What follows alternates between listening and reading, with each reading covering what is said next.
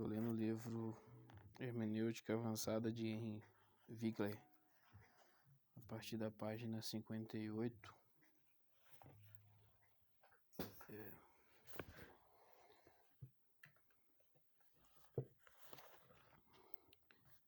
No caso aqui falando de seis passos para interpretação bíblica. Primeiro, análise histórico-cultural, que considera o ambiente histórico-cultural do autor a fim de entender suas alusões, referências e propósito.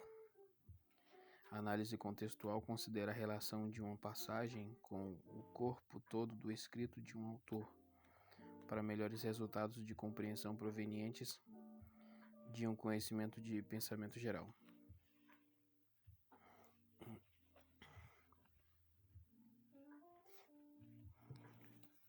Dois, análise léxico-sintática revela a compreensão das definições de palavras lexicologia e sua relação umas com as outras, sintaxe, a fim de compreender com maior exatidão o significado que o autor tenciona transmitir. 3.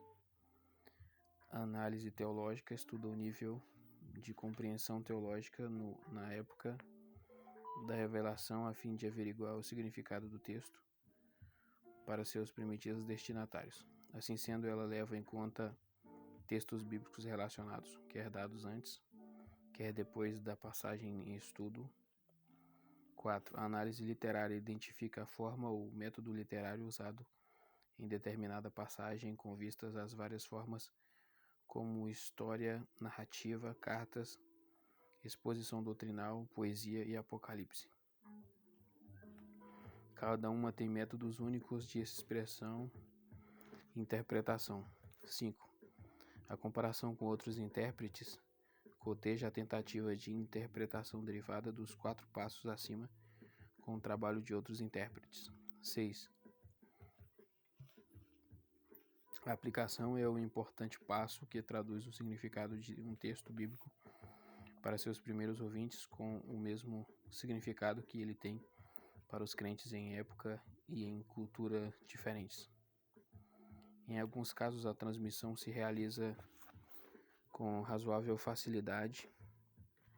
Em outros, como as ordens bíblicas, obviamente influenciadas por fatores culturais, saudar com ósculo santo, a tradução através de culturas se torna mais complexa. Neste processo de 6 passos, os de 1 a 3 pertencem à hermenêutica geral. O 4º passo constitui a hermenêutica especial. O 6º, transmissão e aplicação da mensagem bíblica de determinada época e cultura a outra.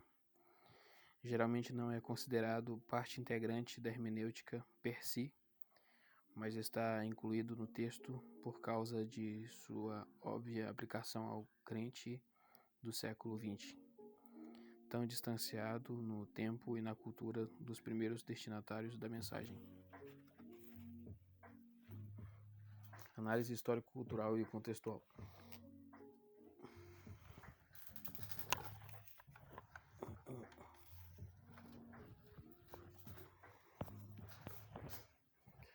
Não se pode interpretar.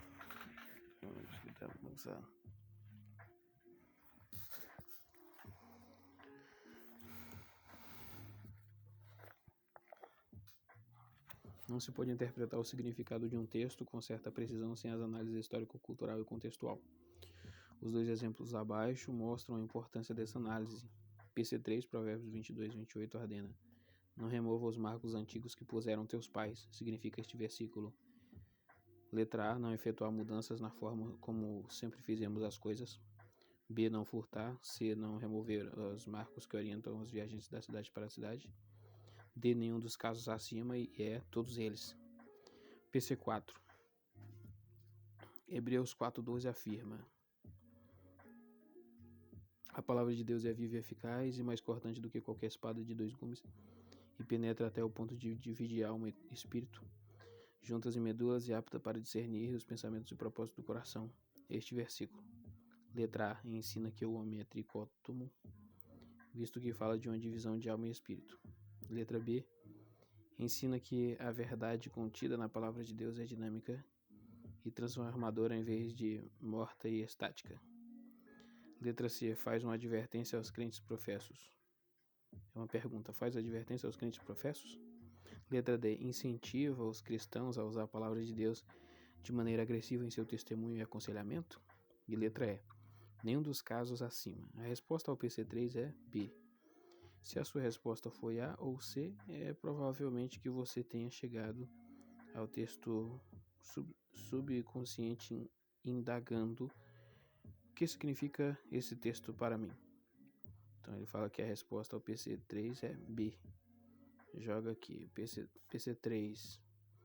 Não remova os marcos, remova os marcos antigos que puseram teus pais. Siga esse versículo. Então aí ele diz que é AB, no caso, não furtar. A pergunta importante, porém, é o que esse texto significa para o seu autor e para o seu primeiro auditório.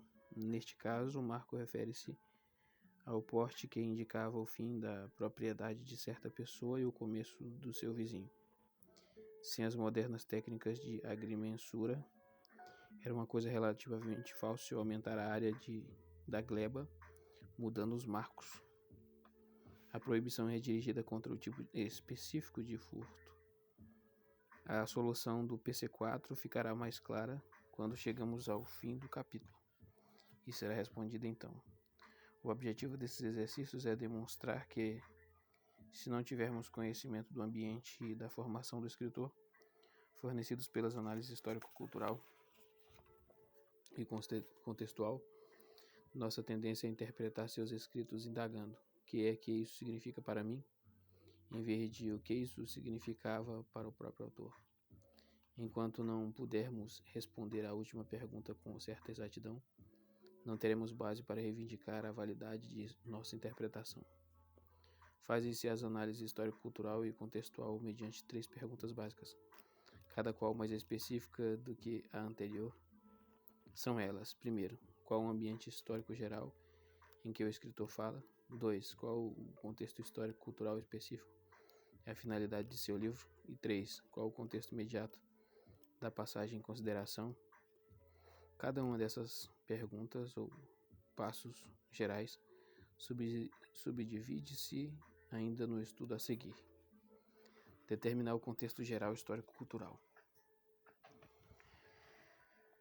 3 perguntas são importantes para se determinar o contexto histórico-cultural. Primeira, qual é a situação histórica geral com a qual se defrontava o autor e seus leitores? Quais eram as situações políticas, econômicas e sociais? Quais eram as principais ameaças e preocupações? O conhecimento do contexto histórico-cultural é decisivo para responder às perguntas básicas acerca de um texto como o que está acontecendo ao autor de Lamentações? Está ele sofrendo de um colapso nervoso ou de uma reação de angústia normal? Ou quais as implicações de Cantares de Salomão para uma teologia de expressão sexual cristã? Segunda, quais os costumes cujo conhecimento esclarecerá o significado de determinadas ações? Por exemplo, no capítulo 7 de Marcos, Jesus censura os fariseus pelo conceito que tinham de corbã. Na prática do corbão, um homem poderia declarar que todo o seu dinheiro iria para o tesouro do templo quando ele morresse. E uma vez que o dinheiro pertencia a Deus, já não lhe cabia a responsabilidade do sustento dos pais idosos. O argumento de Jesus é que os homens estavam usando essa tradição farisaica para invalidar a ordem de Deus, o 5º mandamento. Sem conhecimento da prática cultural de Corban, não entenderíamos essa passagem. É fácil encontrar outros exemplos de acréscimo significativo que o entendimento dos costumes culturais proporciona. A conhecida parábola das 10 virgens, Mateus 25:13, destinava-se a inculcar nos ouvintes a importância da preparação cuidadosa, ao contrário da negligência para a vinda do Senhor. A imprudência das 5 virgens nécias acentua-se ainda mais quando nos conscientizamos de que a espera do noivo geralmente tomava várias horas e que as lâmpadas muitas vezes usadas nessas horas de espera eram pequeninas. Cabiam diversas delas na palma da mão. A imprudência de vir à espera do noivo com tal lâmpada sem azeite extra acentuou efetivamente o ponto que Cristo queria frisar. De igual modo, quando Cristo enviou 2 de seus discípulos à procura de um lugar em que pudessem celebrar a Páscoa na noite anterior à sua crucificação, ele os enviou com instruções inequívocas, fato que muitas vezes escapa à nossa atenção. A hostilidade dos fariseus era tão grande que o segredo era de suma importância se ele desejasse terminar a refeição com os discípulos sem interrupção. A ordem de Cristo, Marcos 14:12-14, foi que encontraria um homem levando um cântaro de água, acompanhasse esse homem ao lugar onde eles celebrariam a Páscoa. Na antiga Palestina, carregar água era considerado trabalho de mulher. Normalmente, não se via homem carregando cântaros d'água. Essa informação não deixaria dúvida acerca de quem eles deviam seguir. Este pode ter sido um sinal secreto, combinado de antemão, que nos dá um vislumbre da tensão e do perigo daqueles últimos dias antes da crucificação. Convém repetir que o conhecimento dos detalhes culturais alerta-nos para o significado das ações que, de outra maneira, poderiam escapar à nossa compreensão. Terceira, qual era o nível de comprometimento espiritual da audiência? Muitos dos livros bíblicos foram escritos em épocas em que o nível de compromisso dos crentes era baixo por causa da carnalidade, do desestímulo ou da tentação por parte dos incrédulos ou apóstatas. Não se pode entender adequadamente o significado do texto se esses fatores são desconhecidos. Como, por exemplo, deveríamos entender um homem que intencionalmente se casa com uma prostituta, tem com ela 3 filhos, aos quais dá nomes extravagantes, chora por ela, continuar em sua prostituição e infidelidade, encontra depois que ela o deixou e se tornou escrava, resgatando-a e depois fala com ela como se estivesse num estado mental dissociado? Está este homem sofrendo de um complexo de resgatador ou é ele um psicótico? Nem uma coisa nem outra, é claro, quando examinamos o contexto da vida de Oséias, dentro do qual estas ações assumem poderoso sentido e significação. Em resumo, pois, um importante primeiro passo para se compreender adequadamente qualquer passagem bíblica é determinar o ambiente histórico-cultural em que o autor escreveu. Bons comentários exegéticos muitas vezes proporcionam tal informação como parte de suas introduções. As bíblias de estudo trazem esta informação em forma bem condensada. Determinar o contexto histórico-cultural específico é a finalidade de um livro. Em segundo passo mais específico é determinar a finalidade ou finalidades explícita de um livro. Algumas perguntas secundárias são guias úteis. Número 1. Quem foi o autor? Qual era seu ambiente e suas experiências espirituais? Número 2. Para quem estava ele escrevendo? Crentes, incrédulos, apóstatas? Crentes que corriam o perigo de tornar-se apóstatas? 3. Qual foi a finalidade e intenção do autor ao escrever este livro especial?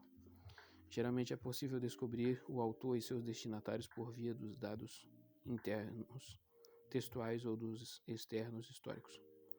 Em alguns casos, a prova parece razoavelmente conclusiva, em outros, o melhor que se pode conseguir é uma hipótese culta. Um exemplo é a Epístola aos Hebreus. O próprio livro não contém evidência direta de seus destinatários nem de seu autor. Recebeu o nome de Epístola aos Hebreus com base em evidência dedutiva. A epístola contém numerosas alusões ao Antigo Testamento que não fariam sentido para o pagão comum. A todo instante ela contrasta a aliança mosaica com a cristã, mostrando a superioridade da nova aliança mosaica com a cristã mostrando a superioridade da nova sobre a antiga, linha de raciocínio que não teria sentido para os que não devotavam lealdade a alguma fé hebraica. Por esses e por diversos outros motivos, podemos estar certos de que o livro foi, antes de tudo, escrito para os judeus e não para os gentios, e que o título Epístola aos Hebreus é, pois, adequado. A questão da autoria de Hebreus é assunto totalmente à parte. Podemos dizer com certa segurança que não foi Paulo o autor, porque a expressão literária, as formas de pensamento e as atitudes para uma lei mosaica encontradas nesse livro diferem de maneira significativa das que encontramos nos livros conhecidos como de autoria paulina.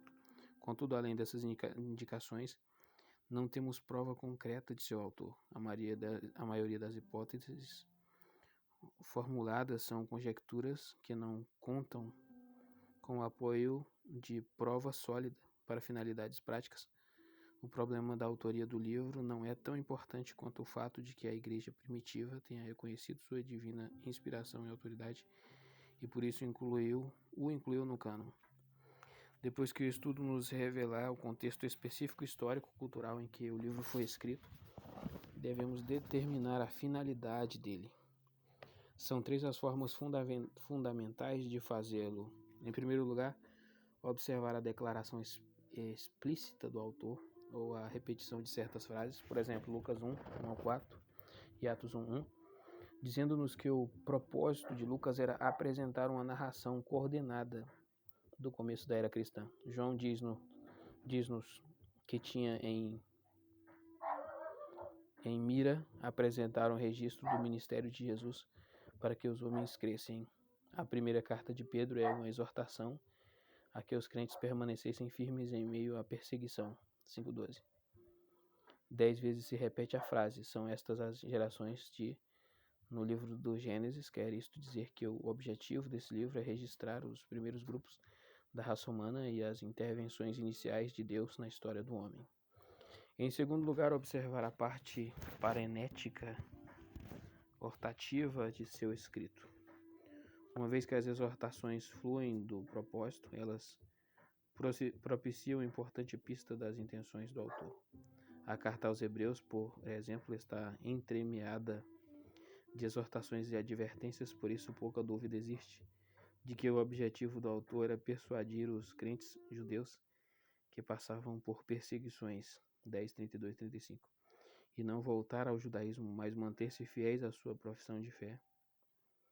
As cartas paulinas, de igual modo, estão cheias de fatos teológicos, seguidos de imediato por um portanto e uma exortação. Se o significado do fato é incerto, a natureza da exortação muitas vezes será valiosa para a compreensão de seu significado. Em terceiro lugar, observar os pontos omitidos ou os problemas enfocados. Por exemplo, o escritor de 1ª e 2ª Crônicas não nos dá uma história completa de todos os acontecimentos nacionais durante o reinado de Salomão e da divisão do reino. Ele seleciona fatos que mostram que Israel só pode resistir enquanto permanecer fiel aos mandamentos de Deus e à sua aliança. Como apoio deste ponto, vimos que ele usa com frequência a frase fez o que era mal ou reto perante o Senhor. Uma boa maneira de averiguar se entendemos ou não o objetivo do autor é resumir esse objetivos em uma única sentença. É preciso que estejamos atentos para não interpretar nenhuma passagem sem primeiro entender a intenção do autor ao escrever o livro que a contém.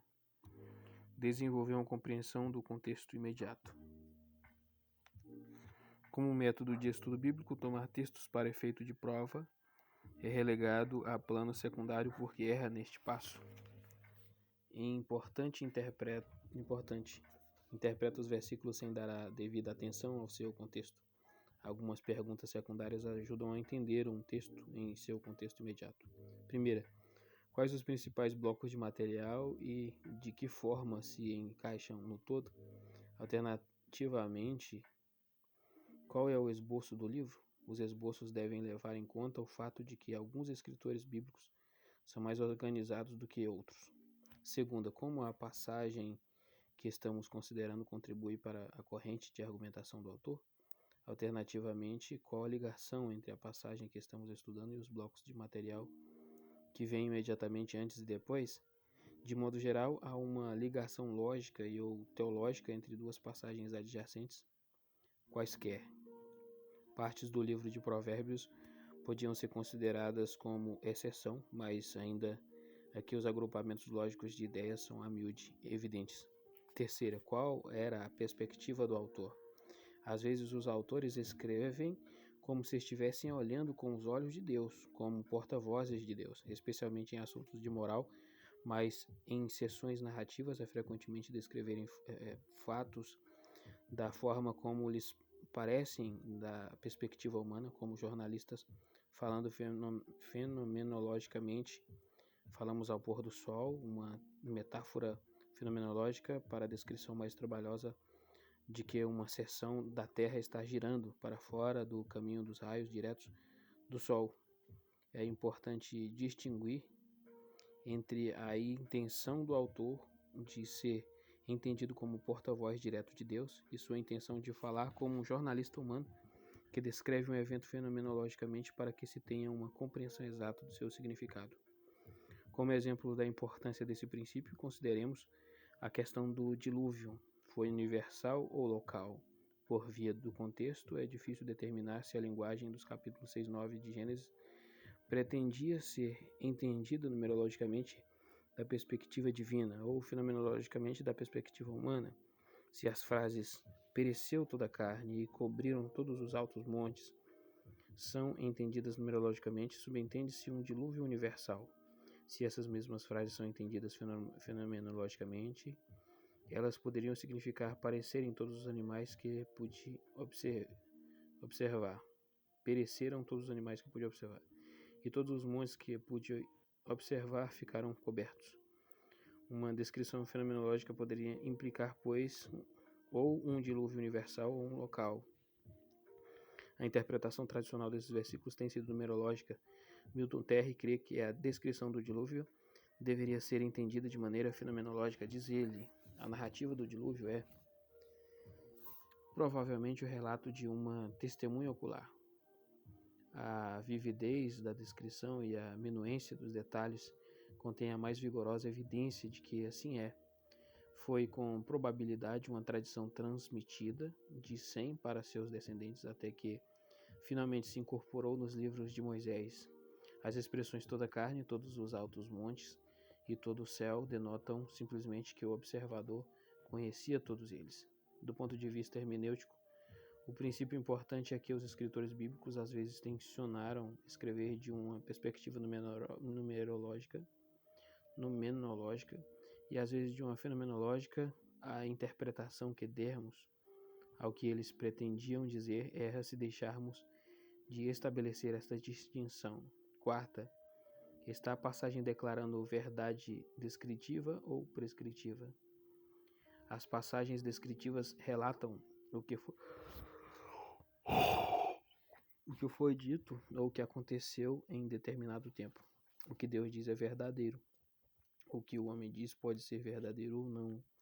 O que Satanás diz geralmente é uma mistura de verdade e erro. Quando a Escritura descreve ações humanas sem comentá-las, não se deve necessariamente supor que tais ações sejam aprovadas. Quando a Bíblia descreve uma ação de Deus com respeito a seres humanos, numa passagem narrativa, não se deve supor que seja este o modo como ele sempre opera na vida dos crentes em todos os pontos da história. Os métodos que Deus empregou nos evangelhos ou no livro de Atos são muitas vezes declarados erradamente como seus métodos na vida de todos os crentes. Contudo, Deus tem reagido de várias formas e a diferentes homens. Quais destas podem ser consideradas como norma para hoje?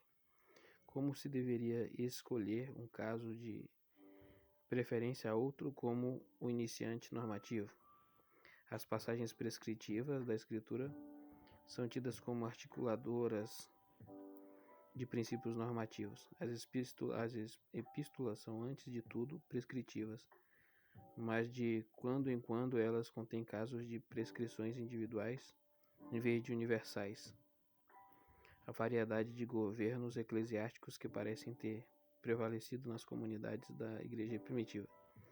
A diferença entre várias passagens prescritivas sugerem que não se deve universalizar nenhuma delas, mas aplicar cada uma de acordo com a situação. Quando há somente uma passagem ou um problema prescritivo, ou quando as várias passagens prescritivas coincidem com outra, geralmente o ensino da passagem é tido como normativo. A análise contextual é a mais válida forma de diferenciar entre passagens descritivas e prescritivas. Quinta, o que constitui o núcleo de ensino da passagem e o que representa apenas detalhe incidental. Algumas das principais heresias da história da Igreja têm sido sustentadas por exegese que deixou de estabelecer a distinção acima. Por exemplo, um importante ensino da alegoria de Cristo como a videira, João 15, é que derivamos de Cristo e não de nós mesmos o poder para viver vidas espirituais. Usando um detalhe incidental como núcleo de ensino, um grupo de primitivos teólogos, mais tarde designados de heréticos, declarava que, uma vez que Cristo é a videira e as videiras são parte da ordem criada, segue-se que Cristo é parte da ordem criada. Os pelagianos do começo do V século fizeram algo semelhante com a história do filho pródigo, na sua maneira de argumentar, uma vez que o filho pródigo se arrependeu e voltou para o pai sem o auxílio de mediador, segue-se que não necessitamos de mediador. Um exemplo de nossos dias da falha em distinguir entre detalhes incidentais e o núcleo do ensino de uma passagem foi dado por um educador cristão numa preleção em classe há poucos anos. O debate girava em torno de 1 Coríntios 3,16. Sois santuário de Deus ou sois o templo de Deus? Dependendo da versão usada. O ponto central de Paulo nesse versículo é a santidade do corpo de Cristo, a igreja, concentrando-se num detalhe incidental, a estrutura do templo do Antigo Testamento. Esse educador concluiu que, uma vez que o templo tinha 3 partes, um pátio exterior, um pátio interior e um santo dos santos, e uma vez que os cristãos são chamados de santuário, conclui-se, portanto, que o homem possui 3 partes, corpo, alma e espírito. Finalmente, a quem se destina a passagem? Há um corinho bem conhecido que diz: cada promessa no livro é para mim. Pode parecer piedoso, mas o conceito é hermeneuticamente inválido. Por certo, não desejaríamos reivindicar todas as promessas das Escrituras, nem desejaríamos reivindicar todas as ordens dadas aos crentes, tal como a ordem a Abraão de sacrificar seu filho, Gênesis 22:3. É bem conhecida a historieta humorística do homem que procurava freneticamente a vontade de Deus para a sua vida e resolveu seguir a orientação bíblica, fosse ela qual fosse. A primeira passagem sobre a qual seus olhos caíram foi Mateus 27:5. Então Judas retirou-se e foi enforcar-se. A segunda passagem foi Lucas 10:37. Vai e procede tudo de igual modo. E a terceira, João 3:27. O que pretendes fazer, faz-o depressa. Embora nossa tendência seja a de rir da tolice de aplicar um texto sem relacioná-lo com seu contexto, é significativo o número de cristãos que adotam esse método a fim de descobrir a vontade de Deus para suas vidas. Um procedimento hermenêutico mais válido é fazer as perguntas que estudamos acima. Quem está falando? O ensino é normativo ou se destina a determinados indivíduos a quem se dirige a passagem? Promessas e ordens geralmente se dirigem a um de 3 grupos: Israel como noção, crentes do Antigo Testamento ou crentes do Novo. As promessas e ordens normativas endereçadas aos crentes do Novo Testamento são as que, com maior probabilidade, aplicam-se aos cristãos de nossos tempos. Algumas das promessas e ordens dirigidas aos crentes do Antigo Testamento também se aplicam a nós, dependendo do contexto e do conteúdo. Veja o capítulo 5. Alguns comentaristas espiritualizam as promessas e ordens físicas feitas à nação de Israel e depois se aplicam também às situações dos nossos dias, mas é difícil justificar esta prática, visto que ela viola a intenção do autor. Resumo do capítulo.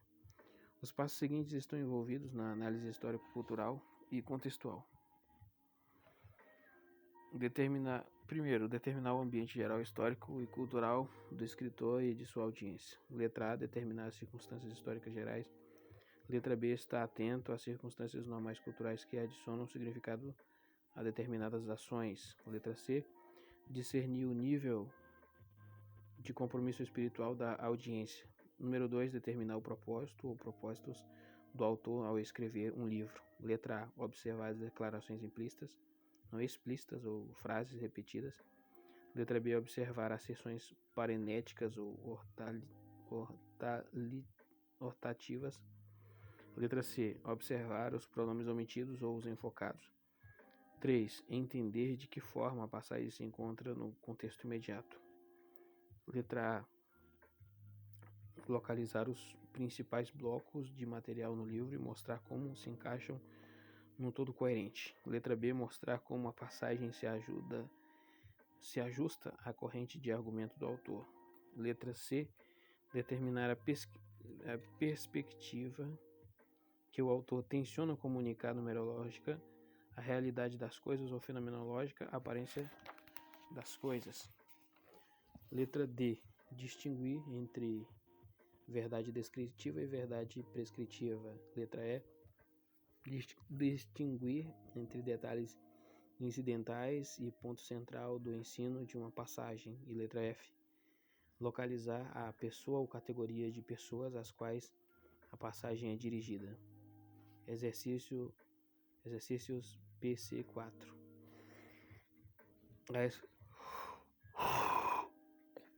A essa altura, você já tem o conhecimento necessário para saber como encontrar a resposta correta a esta pergunta formulada anteriormente. Veja o que você pode fazer. PC5. Você vê relação entre a falácia hermenêutica do letrismo e da interpretação que deixa de distinguir entre núcleo do ensino e detalhe incidental. Se vê, descreva a natureza dessa similaridade. PC6. Entre os conselheiros cristãos, há diferenças de opinião com referência ao significado e utilidade dos sonhos no aconselhamento. Eclesiastes 5:7 diz que na multidão dos sonhos há vaidade. Assim também nas muitas palavras. Use seu conhecimento de hermenêutica para discernir tão precisamente quanto possível o significado deste versículo, e depois estude as implicações deste significado para o seu uso de sonhos e aconselhamento. PC7. Um autor cristão estava analisando o modo de descobrir a vontade de Deus para a vida de alguém e insistia em que a paz interior era um indicador importante. O único versículo que usou em apoio de seu argumento foi Colossenses 3,15. Seja a paz de Cristo árbitro em vossos corações. Você estaria de acordo com ele usando este versículo para provar a sua alegação? Por que estaria ou por que não? PC8. Você fala com uma pessoa sobre a necessidade de uma revelação pessoal com Jesus Cristo como o único meio de salvação. Ela diz que viver uma vida moral é o que Deus espera de nós. E ele mostra Miqueias 6:8 para confirmar seu ponto de vista. Ele declarou: ó homem, o que é bom e o que é que o Senhor pede de ti, senão que pratiqueis a justiça e ames a misericórdia e andes humildemente com teu Deus. Argumentaria você que este versículo está de acordo com seu ponto de vista e, neste caso, como faria? Se você aceita o ponto de vista de que a salvação no Antigo Testamento era apenas obras, como este versículo parece sugerir, como conciliará este fato com a declaração de Paulo em Gálatas 2,16, de que por obras da lei ninguém será justificado? PC9. Um estimado conselheiro cristão falando sobre o problema que algumas pessoas têm de dizer sim quando querem dizer não e finalmente explodem de raiva pela frustração reprimida, disse: ser sempre uma pessoa boazinha e depois transformar seus verdadeiros sentimentos em úlcera estomacal é derrotar-se a si próprio. Talvez você consiga o que deseja momentaneamente, descarregando sua ira sobre outros, mas você não gosta de si próprio por si, não por isso. Considere desabafar o que você está sentindo, como disse Jesus. Seja, porém, a tua palavra sem sim, não. Qualquer coisa além disso significa problema. Concorda você com o uso que este autor faz da Escritura, Mateus 5, 33, 37, para provar o que diz? Por que concorda ou por que não? PC10. Um cristão perdeu o emprego durante a recessão de 1974-1975. Ele e a esposa interpretaram em Romanos 8, 28, todas as coisas cooperam para o bem, no sentido de que ele perdeu o emprego a fim de que Deus pudesse dar-lhe um mais bem remunerado. Consequentemente, ele rejeitou diversas oportunidades de emprego de remuneração inferior ou igual à que ele tinha e permaneceu na condição de desempregado por mais de 2 anos antes de voltar ao trabalho.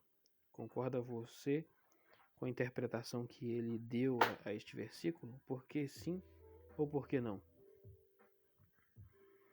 PC 11, Hebreus 10, 26 e 27 declara: porque se vivermos deliberadamente em pecado, depois de termos recebido pleno conhecimento da verdade, já não resta sacrifício pelos pecados, pelo contrário, certa expectação horrível de juízo e fogo vingador prestes a consumir os adversários. Uma pessoa extremamente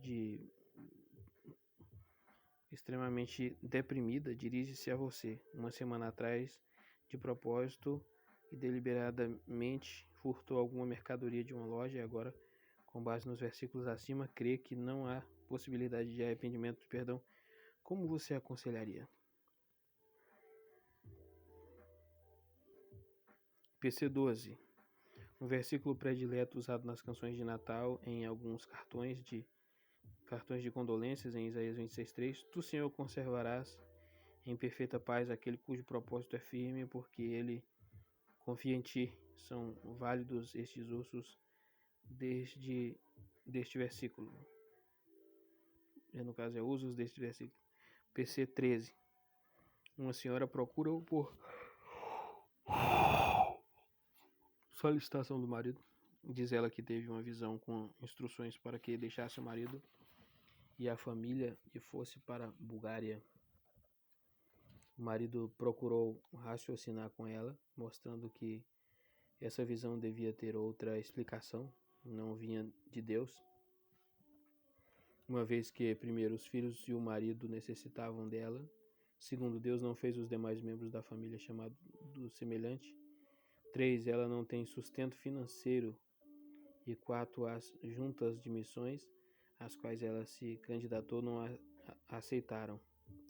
Sua contínua resposta a tudo isso é citar Provérbios 3, 5, 6. Confia no Senhor de todo o teu coração e não te estribes no teu próprio entendimento. Reconhece-o em todos os teus caminhos e ele endireitará as tuas veredas. De que maneira você a aconselharia, particularmente com vistas a estes versículos, visto que parecem constituir esteio de sua obsessão?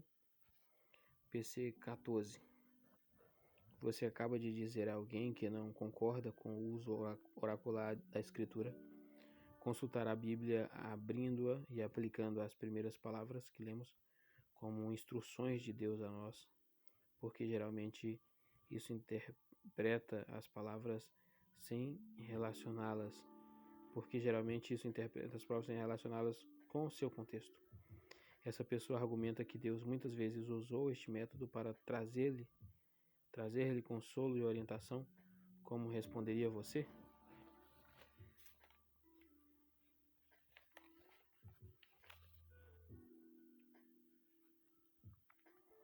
O caso será agora o 4, análise léxico-sintática.